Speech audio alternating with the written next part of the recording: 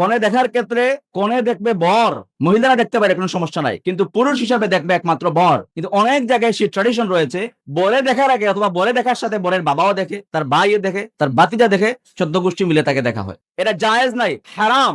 ওই যে বললাম না, দাম্পত্য কলহ কেন বেশি? কারণ শুরু হয়েছে আল্লাহ নাফরমানি দিয়া। এটা প্রভাব তো অবশ্যই দাম্পত্য জীবনে আসবে। এত বেশি পরিমাণে দাম্পত্য কলহের খবর আমরা পাই। ইন্না লিল্লাহি ওয়া ইন্না ইলাইহি রাজিউন।